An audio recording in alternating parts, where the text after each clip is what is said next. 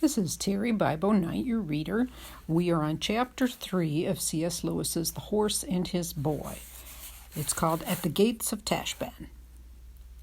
"My name," said the girl at once, "is Aravis Tarkina, and I am the only daughter of Kidrash Tarkan, the son of Rishti Tarkan, the son of Kidrash Tarkan, the son of Il-Sambre Tarkan, the son of Adib Tizrak, who was descended in a right line from the god Tash. My father is lord of the province of Calabar, and is one who has the right of standing on his feet in his shoes before the face of the Tizrak himself. May he live forever. My mother, on whom be the peace of the gods, is dead, and my father has married another wife. One of my brothers has fallen in battle against the rebels in the far west, and the other is a child. Now it came to pass that my father's wife, my stepmother, hated me, and the sun appeared dark in her eyes as long as I lived in my father's house.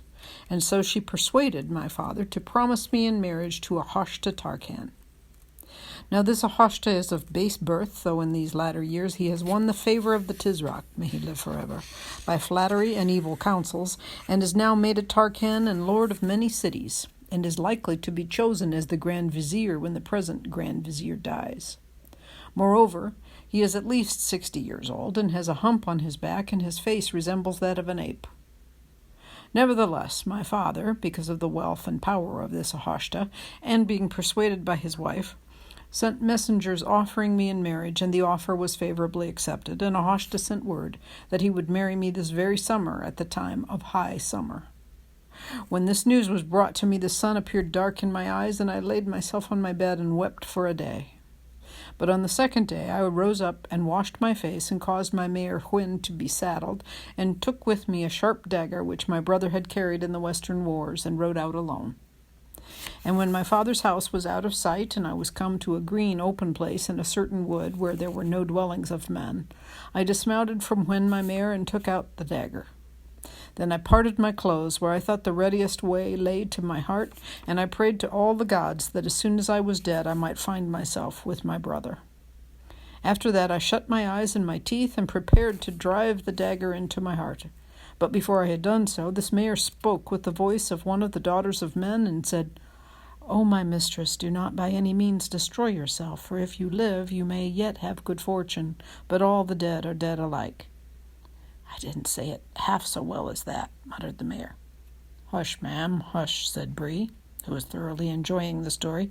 'She's telling it in the grand Calamine manner, and no storyteller in a Tizrak's court could do it better. Pray go on, Tarkina.'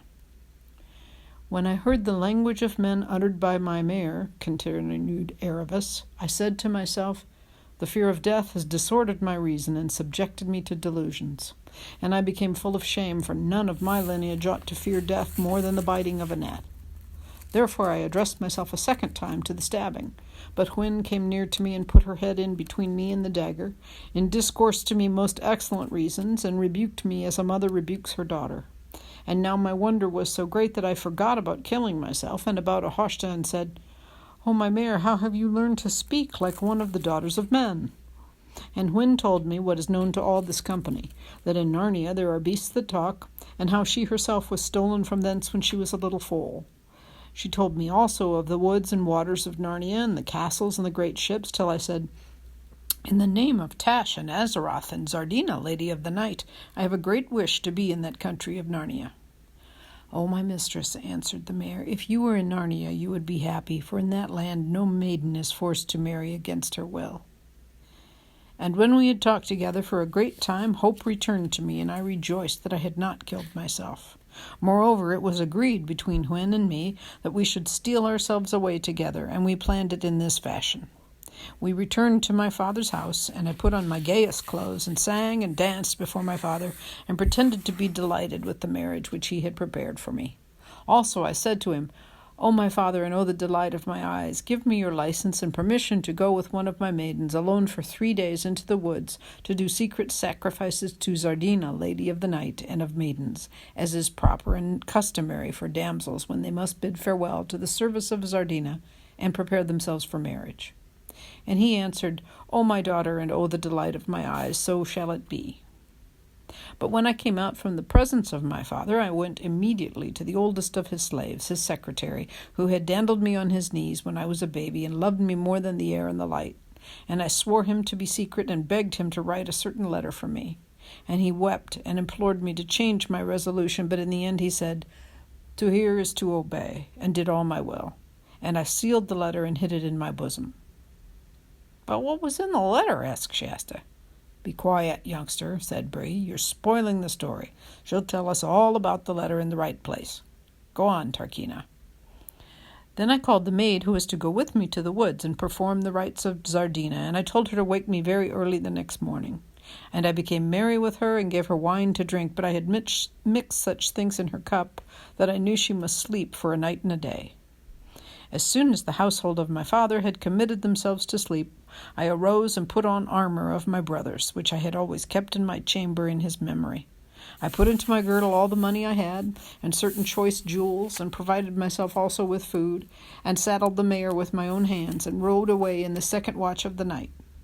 I directed my course not to the woods, where my father supposed that I would go, but north and east to Tashbaan. Now for 3 days and more I knew that my father would not seek me, being deceived by the words I had said to him. And on the 4th day we arrived at the city of Azim Balda.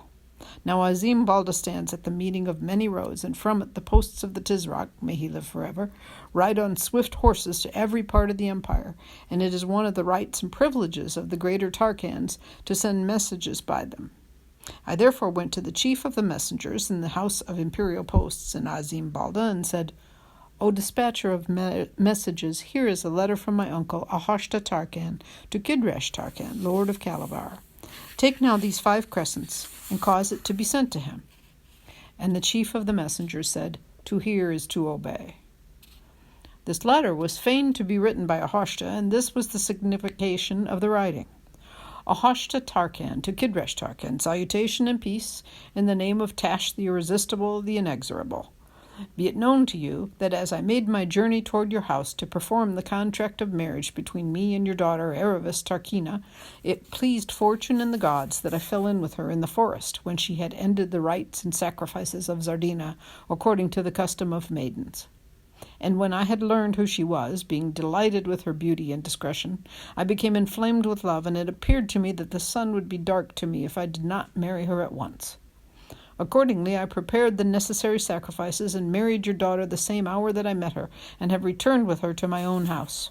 And we both pray and charge you to come hither as speedily as you may, that we may be delighted with your face and speech, and also that you may bring with you the dowry of my wife, which, by reason of my great charges and expenses, I require without delay. And because thou and I are as brothers, I assure myself that you will not be angered by the haste of my marriage, which is wholly occasioned by the great love I bear your daughter, and I commit you to the care of all the gods. As soon as I had done all this, I rode on in all haste from Azim Balda, fearing no pursuit and expecting that my father, having received such a letter, would send messages to Ahashta or go to him himself, and that before the matter was discovered I should be beyond Tashbaan. And that is the pith of my story until this very night, when I was chased by lions and met you at the swimming of the salt water. "And what happened to the girl, the one you drugged?" asked Shasta.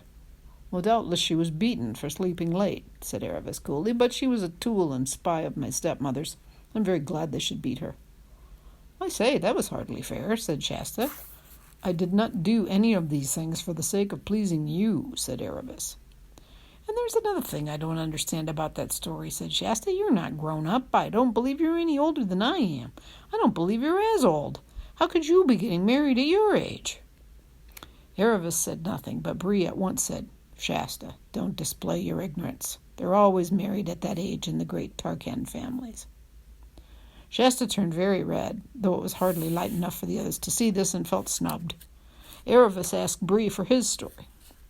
Bree told it, and Shasta thought that he put in a great deal more than he needed about the falls and the bad riding. Bree obviously thought it very funny, but Aravis did not laugh. When Bree had finished, they all went to sleep. Next day, all 4 of them, 2 horses and 2 humans, continued their journey together. Shasta thought it had been much pleasanter when he and Bree were on their own. For now it was Bree and Aravis who did nearly all the talking. Bree had lived a long time in Calormen and had always been among Tarkans and Tarkans' horses, and so of course he knew a great many of the same people and places that Aravis knew. She would always be saying things like, "But if you were at the fight of Zelindra, you would have seen my cousin Alamash." And Bree would answer, "Oh, yes, Alamash. He was only captain of the chariots, you know. I don't quite hold with chariots, or the kind of horses who draw chariots. That's not real cavalry. But he is a worthy nobleman. He filled my nose bag with sugar after the taking of Tibeth." Or else Bree would say, "I was down at the lake of Mesril that summer," and Aravis would say, "Oh, Mesril. I had a friend there, Lazareline Tarkina. What a wonderful place it is. Those gardens in the Valley of the Thousand Perfumes." Bree was not in the least trying to leave Shasta out of things, though Shasta sometimes nearly thought he was. People who know a lot of the same things can hardly help talking about them, and if you're there, you can hardly help feeling that you're out of it. When the mayor was rather shy before a great warhorse like Bree, and said very little, and Aravis never spoke to Shasta at all if she could help it. Soon, however, they had more important things to think of. They were getting near Tashban. There were more and larger villages and more people on the roads. They now did nearly all their traveling by night, and hid as best they could during the day. And at every halt they argued and argued about what they were going to do when they reached Tashban. Everyone had been putting off this difficulty, but now it could be put off no longer. During these discussions, Aravis became a very little, less unfriendly to Shasta. One usually gets on better with people when one is making plans than when one is talking about nothing in particular. Bree said the first thing now to do was to fix a place where they would all promise to meet on the far side of Tashban, even if, by any ill luck, they got separated in passing the city. He said the best place would be the tombs of the ancient kings on the very edge of the desert. Things like great stone beehives, he said. You can't possibly miss them. And the best of it is that none of the Calormenes will go near them because they think the place is haunted by ghouls and are afraid of it. Aravis asked if it wasn't really haunted by ghouls. But Bree said he was a free Narnian horse and didn't believe in these Calormene tales. And then Shasta said he wasn't a Calormene either and didn't care a straw about these old stories of ghouls. This wasn't quite true. But it rather impressed Aravis, although at the moment it annoyed her too, and of course she said she didn't mind any number of ghouls either. So it was settled that the tombs should be their assembly place on the other side of Tashban, and everyone felt they were getting on very well, till Hwin humbly pointed out that the real problem was not where they should go when they got through Tashban, but how they were to get through it. "We'll settle that tomorrow, ma'am," said Bree. "Time for a little sleep now." But it wasn't that easy to settle. Aravis's first suggestion was that they should swim across the river below the city during the night and not go into Tashban at all. But Bree had two reasons against this. One was that the river mouth was very wide and would be far too long a swim for Hwin to do, especially with a rider on her back. He thought it would be too long for himself, too, but said much less about that. The other was that it would be full of shipping, and of course anyone on the deck of a ship who saw two horses swimming past would be almost certain to be inquisitive. Shasta thought they should go up the river above Tashban and cross it where it was narrower, but Bree explained that there were gardens and pleasure houses on both banks of the river for miles, and that there would be Tarkans and Tarkinas living in them, and riding about the roads and having water parties on the river. In fact, it would be the most likely place in the world for meeting someone who would recognize Aravis, or even himself. "We'll have to have a disguise," said Shasta. Hwin said it looked to her as if the safest thing was to go right through the city itself from gate to gate, because one was less likely to be noticed in the crowd. But she approved of the idea of disguise as well. She said, "Both the humans will have to dress in rags and look like peasants or slaves, and all Aravis's armor and our saddles and things must be made into bundles and put on our backs, and the children must pretend to drive us, and people will think we're only pack horses." "My dear Hwin," said Aravis rather scornfully, "as if anyone could mistake Bree for anything but a warhorse, however you disguised him." "I should think not indeed," said Bree, snorting and letting his ears go ever so little back. "I know it's not a very good plan," said Hwin, "but I think it's our only chance. And we haven't been groomed for ages, and we're not looking quite ourselves. At least, I'm sure I'm not. I do think if we get well plastered with mud and go along with our heads down as if we're tired and lazy, and don't lift our hooves hardly at all, we might not be noticed. And our tails ought to be cut shorter. Not neatly, but all ragged." "My dear madam," said Bree, Have you pictured to yourself how very disagreeable it would be to arrive at Narnia in that condition?" "Well," said Hwim humbly, she was a very sensible mare, "the main thing is to get there." Although nobody much liked it, it was Hwin's plan which had to be adopted in the end. It was a troublesome one and involved a certain amount of what Shasta called stealing and Bree called raiding. One farm lost a few sacks that evening, and another lost a coil of rope the next. But some tattered old boys' clothes for Aravis to wear had to be fairly bought and paid for in a village. Shasta returned with them in triumph, just as evening was closing in. The others were waiting for him among the trees at the foot of a low range of wooded hills which lay right across their path. Everyone was feeling excited because this was the last hill. When they reached the ridge at the top, they would be looking down on Tashbaan. "I do wish we were safely past it," muttered Shasta to Hwin. "Oh, I do, said Hwin fervently. That night they wound their way through the woods up to the ridge by a woodcutter's track, and when they came out of the woods at the top, they could see thousands of lights in the valley down below them.